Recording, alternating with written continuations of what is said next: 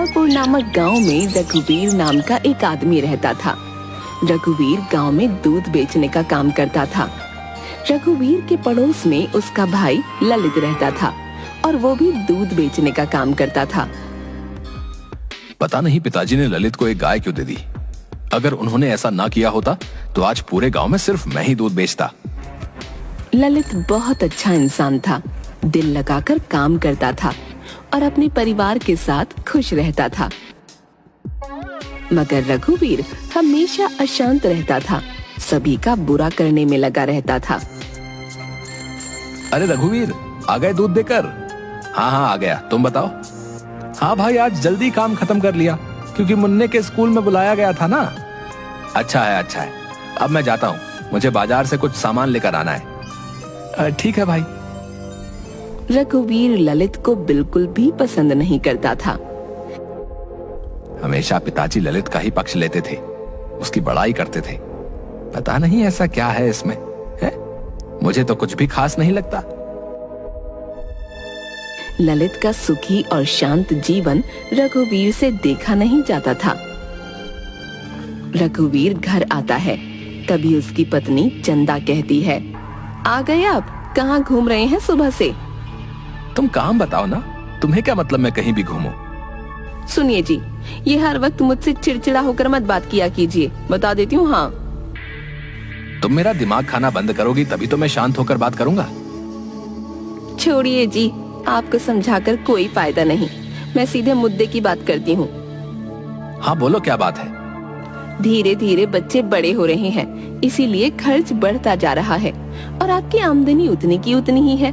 ऐसे घर नहीं चल पाएगा। हाँ तो क्या चाहती हो, मैं क्या करूं? है? इसे गाय के दूध को बेचने से कुछ नहीं होने वाला। आप खेती बाड़ी भी शुरू कर दीजिए, जिससे हमारी आमदनी अच्छी हो। अरे चुप रहो, इस कड़ी धूप में मैं नहीं कर सकता खेती बाड़ी। जरा देखिए तो सही, ललित भैया कितने मेहनती हैं। कभी आप भी उन जैसा बनने की कोशिश क्यों नहीं करते? लो, अब बस तुम्हारे मुंह से ही सुनना बच गया था, तुमने भी कह दिया। एक काम करो, चली जाओ उनके ही पास। ये क्या बोले जा रहे हैं आप? जरा भी समझ नहीं आप में, जो मन में आता है वो बोल देते हैं। मुझे नहीं बात करनी आपसे। चंदा गुस्सा होकर वहाँ से चली जाती है। पता नहीं ऐसा क्या देख लिया इस चंदा ने ललित में, जो ये भी ललित का गुणगान गाने लगी। कुछ ना कुछ तो सोचना ही पड़ेगा। रघुवीर आमदनी बढ़ाने के बारे में सोचने लगता है। कोई तरीका नहीं मिल रहा जिससे आमदनी बढ़ जाए और मुझे खेत पर काम ना करना पड़े। रघुवीर गाय का दूध निकालता है और उसे लेकर सभी के घर देने जाता है। एक काम करता हूँ, जब दूध देने जाऊंगा तब सभी के घर से कुछ ना कुछ चुरा लूंगा। रघुवीर ऐसा ही करता है। जिस भी ग्राहक के घर दूध देने जाता था, सभी के घर कुछ न कुछ चोरी कर लेता था और उन्हें बेच देता था। इस काम से भी कुछ खास पैसे नहीं मिल रहे हैं। इन छोटे मोटे सामानों को बेचकर 100-200 मिल पाते हैं। इसमें क्या होगा? कुछ बड़ा सोचना होगा। सभी को दूध देकर जब रघुवीर घर वापस आ रहा था, तभी उसकी नजर ललित पर पड़ती है। ललित एक ग्राहक को दूध दे रहा था।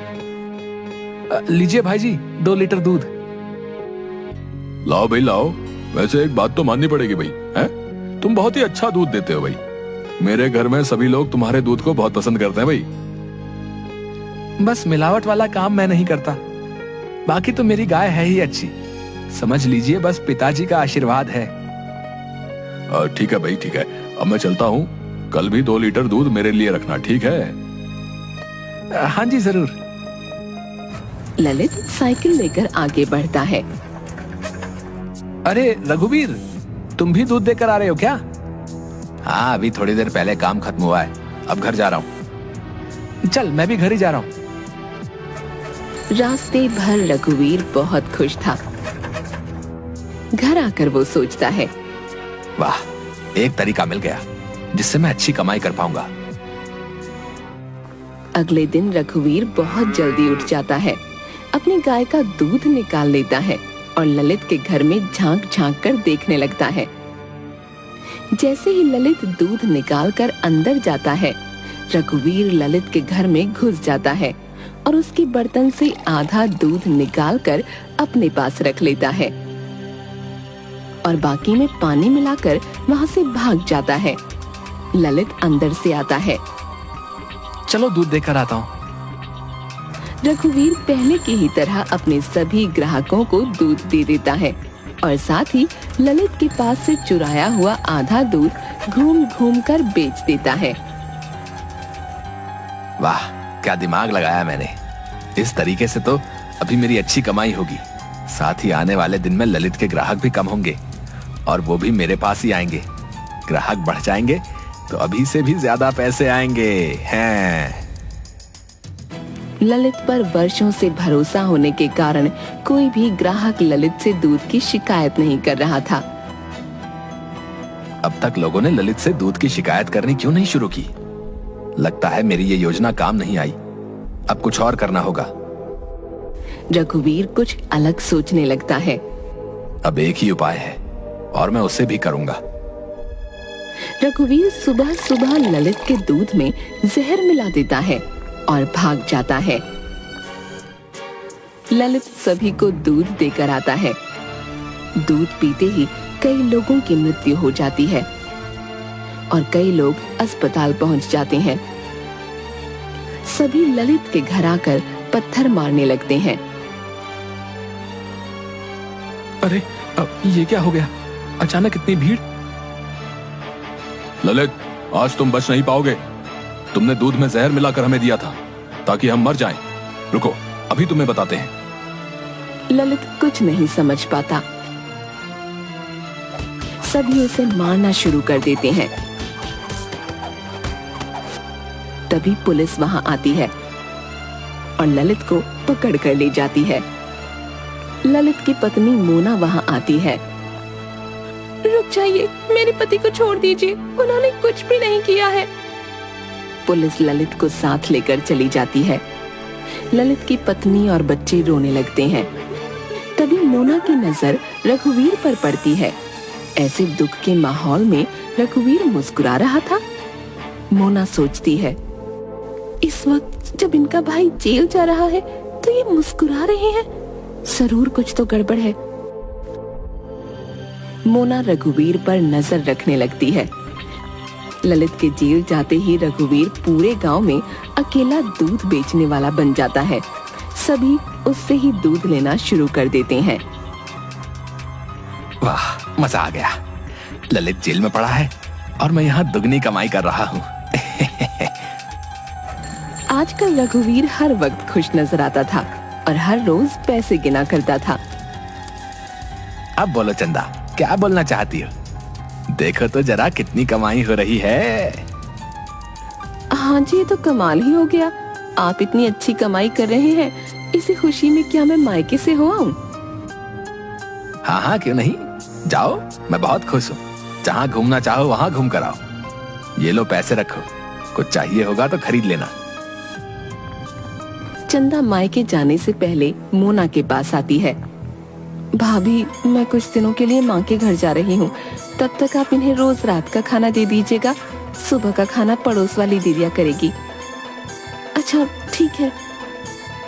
रात के वक्त मोना रघुवीर के लिए खाना लेकर आती है तो देखती है रघुवीर नशे की हालत में है। अरे भाभी जी, आप यहाँ? हाँ, खाना देने आई हूँ। ओ, रख दीजिए। वैसे आपको तो ललित की बहुत याद आती होगी, है? बेचारा गया जेल। और कौन भेजा उसे जेल? मैं। जी जी भाभी जी, सही सुना आपने, मैंने भेजा है उसे जेल। आपने भेजा है जेल?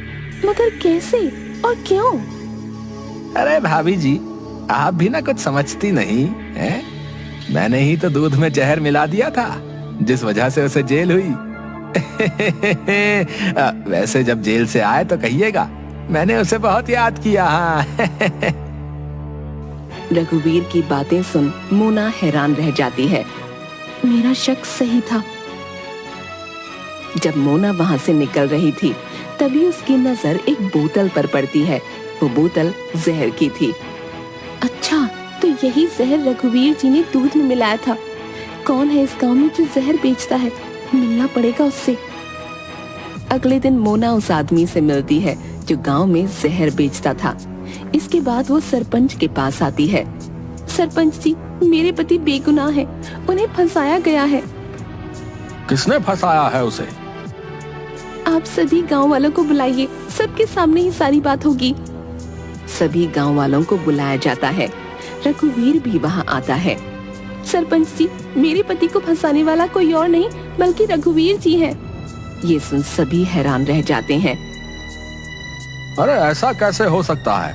ये तो ललित का भाई है। आइए भैया जी, यहाँ सबके सामने आइए और बताइए कि ये जहर की बोतल आपसे किसने खरीदी थी? ये जहर की बोतल रघुवीर जी ने मुझसे खरीदी थी। सरपंच जी, जिस दिन इन्होंने जहर खरीदा ठीक उसके अगले दिन गांव में ये हुआ था। रघुवीर बहुत डर जाता है। क्यों रघुवीर, क्या सच्चाई है? जरा सामने आकर बताओ। रघुवीर डरता हुआ आता है। माफ कर दीजिए सरपंच जी, ज्यादा पैसों के लालच में मैंने ये सब किया। मैंने सोचा ये करने के बाद मेरी कमाई बहुत अच्छी होगी। अभी के अभी इसे जेल भिजवा दिया जाए, साथ ही ललित को छोड़ दिया जाए। और हाँ, गांव में जहर बेचना बंद करो। आज के बाद कभी किसी ने ऐसा किया तो कड़ी से कड़ी सजा मिलेगी। रघुवीर को गिरफ्तार कर लिया जाता है और ललित को छोड़ दिया जाता है। सभी गांव वाले ललित से माफी मांगते हैं और वापस ललित से दूध लेना शुरू कर देते हैं।